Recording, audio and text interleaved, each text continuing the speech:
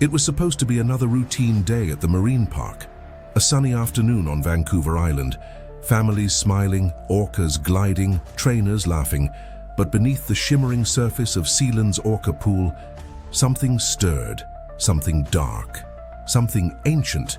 And on that February day in 1991, it waited for Kelty Byrne to fall in. Kelty Byrne was a star, not the Hollywood kind, but the kind that lit up any room she entered. Tall, athletic, full of energy, she was a competitive swimmer, a marine biology student, and a part-time orca trainer at SeaWorld of the Pacific in British Columbia, Canada. SeaWorld wasn't SeaWorld. It was smaller, less glamorous, a little rundown, but it had something few other parks in the world could boast.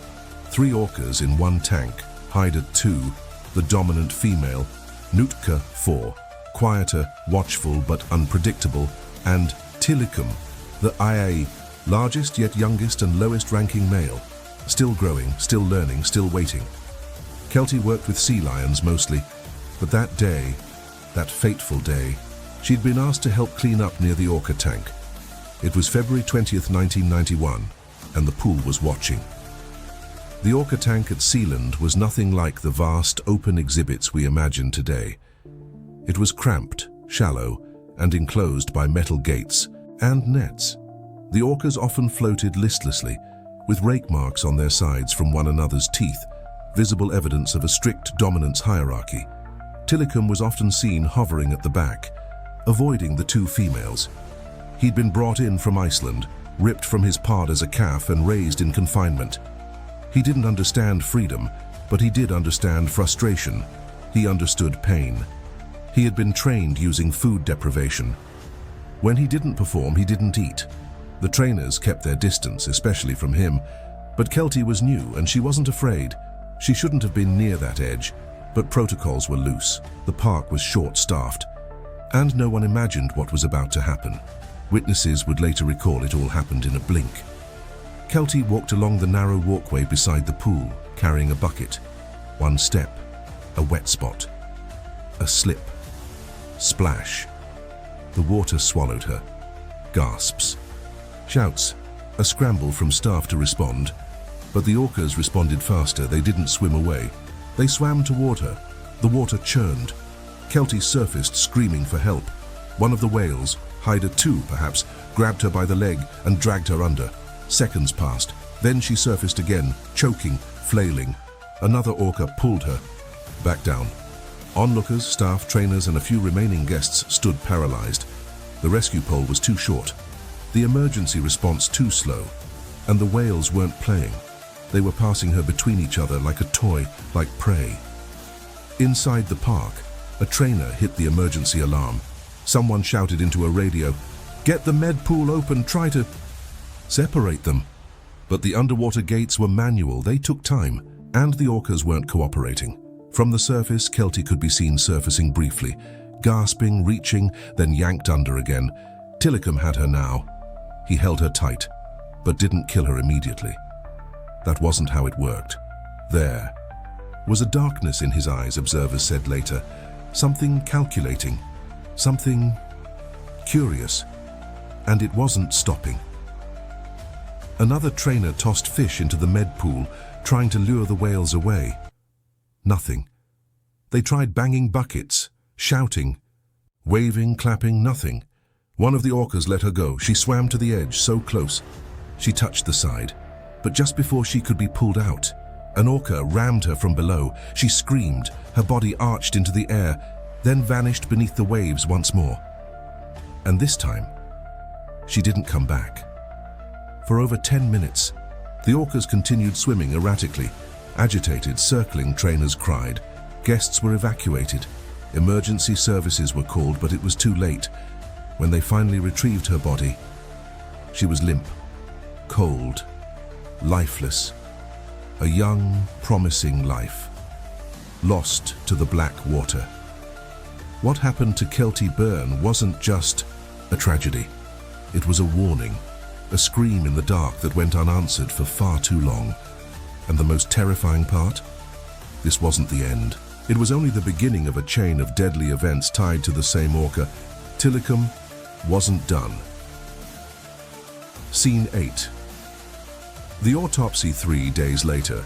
Kelty Byrne's body lay cold on a metal table.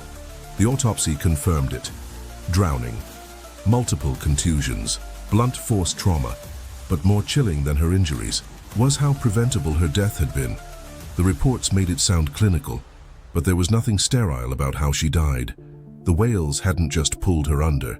They had played with her, hunted her, like wolves. There were bite marks. The coroner whispered to a colleague. Rake marks on her back and legs, deep ones. The silence around Sealand's tanks deepened. Sealand went into damage control mode. Press statements were brief, mechanical. This was a tragic accident. Our hearts go out to Kelty's family. Safety measures are being reviewed. But internally, panic. The staff had been raising concerns for months. They had noticed aggression between the whales, especially from Haida toward Tilikum. They knew Tilikum wasn't just a big baby. He was isolated, undertrained, and kept in a space barely large enough for a dolphin. He had never been let out to swim, never allowed sunlight outside the tank, a 36-foot concrete coffin for his mind. "He's snapping," one trainer said to another.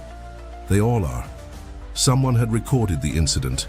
A camcorder from the upper walkway, partially obstructed, shaky. You could hear the splash, you could hear the screams, you could hear the terror in her voice, and you could hear the water boiling with black and white flesh. The video was seized. It never made it to the public. Whispers said it was too disturbing. Others said it would have killed Sealand overnight. Instead, the park limped on for months, but the public was uneasy. Ticket sales dropped.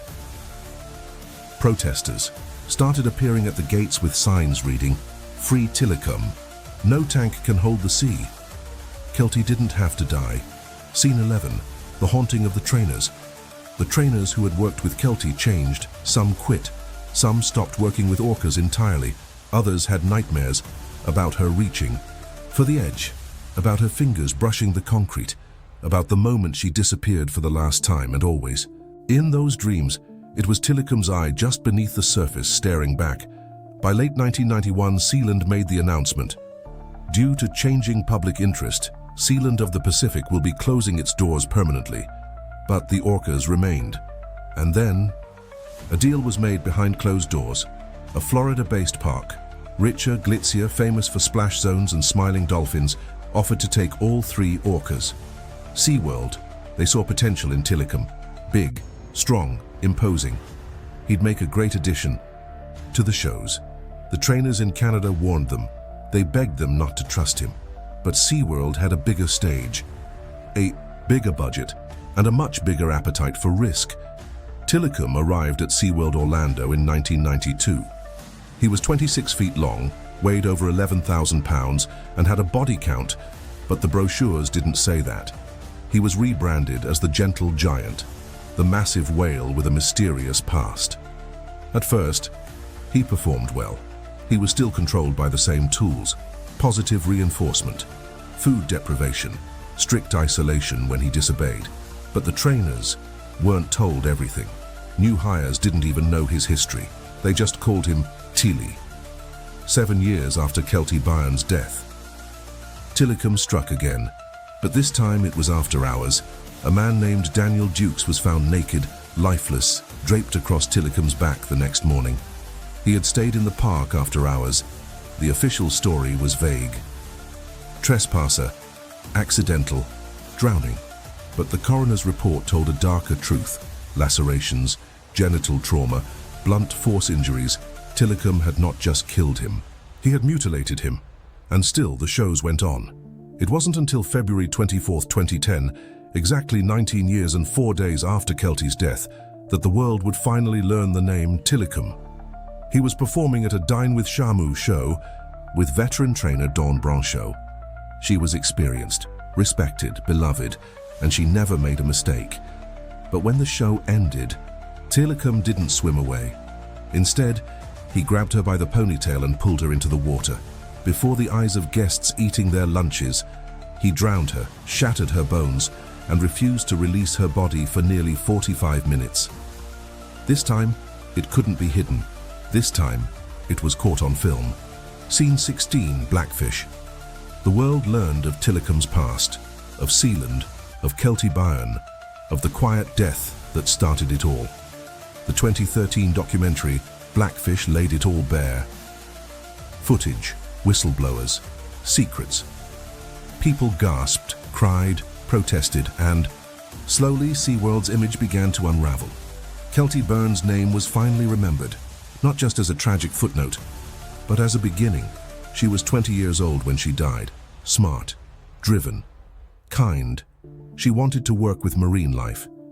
She didn't know she was working with something broken by captivity. The pool where she died was drained years ago.